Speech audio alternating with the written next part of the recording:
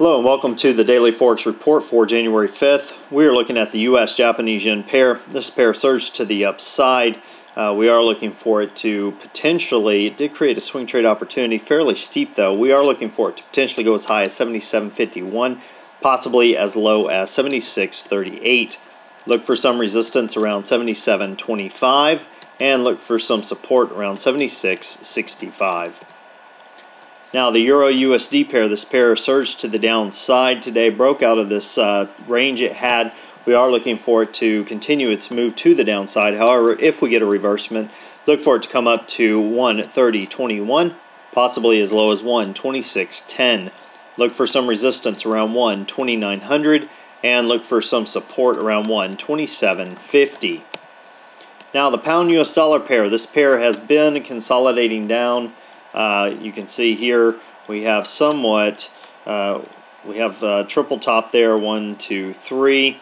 It has been consolidating down to some degree over the past little bit.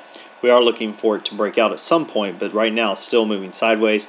Look for it to potentially go as high as 156.95, possibly as low as 153.36. Look for some resistance around 155.75.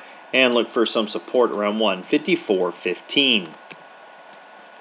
Now the US Swiss, this pair moved higher during this last session, coming up to this area. Don't know if we'll hit some serious resistance at that point, but definitely look for it to occur.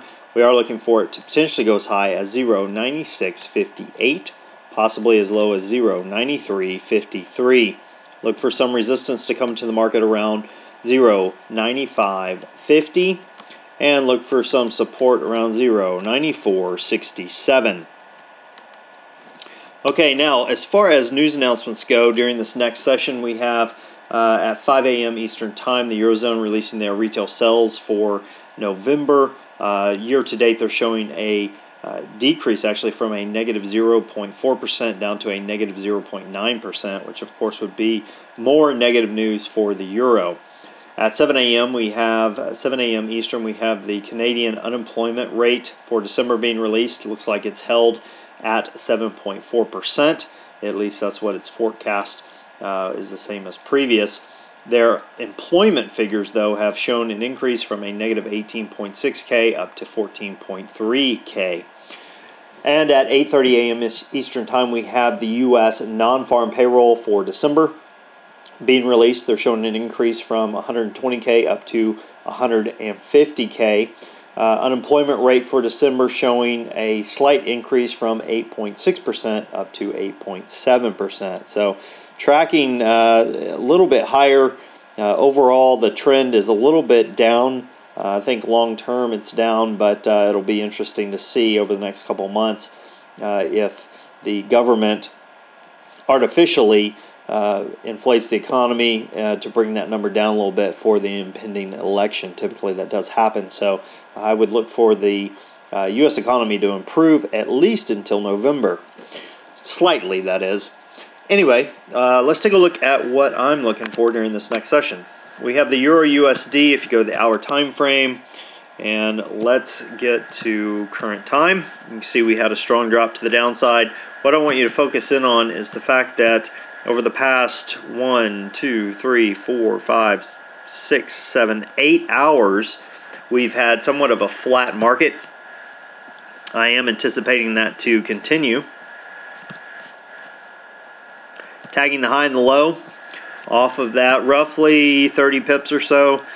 Difference between the two prices here at 128.03 down about 33 pips down to 127.69. Now what I am looking for is a breakout of these prices. I don't care which way we're going. If we move to the upside, going to look for it to track right up to this area at very least, at least 35 pips or so to the upside.